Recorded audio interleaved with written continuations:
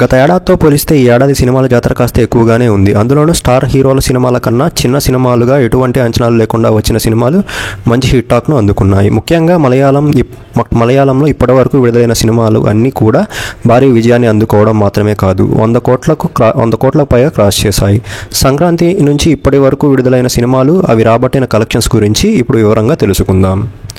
ఈ ఏడాది విడుదలైన సినిమాలు దాదాపుగా 100 కోట్లకు పైగా వసూలు చేశాయి. అందులో మలయాళం సినిమాలు ఎక్కువగా ఉన్నాయి. ఈ ఏడాది 5 సినిమాలు మంచి హిట్ టాక్ను అందుకున్నాయి. అవేంటంటే మంజుమల్ బాయ్స్, ప్రేమలు, ఆవేశం, ది గోట్ లైఫ్. మరో సినిమా 83 కోట్ల వరకు అందుకుంది. అలాగే టాలీవుడ్లో 3 సినిమాలు 100 కోట్ల క్లబ్లో చేరాయి. అవేంటంటే హనుమాన్, గుంటూరు కారం, టిల్లు స్క్వేర్. ఇక తమిళ సినిమా విషయానికి వస్తే అయలాన్, కెప్టెన్ మిల్లర్ మూవీస్ 100 కోట్లు దగ్గరలో ఉన్నాయి.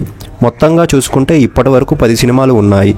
ఇక జూన్ నుంచి డిసెంబర్ వరకు స్టార్ హీరోల సినిమాలు లైన్లో ఉన్నాయి. ఆ సినిమాల్లో ఎన్ని 100 కోట్ల పైగా రాబడతాయో చూద్దాం. Please like, share and subscribe.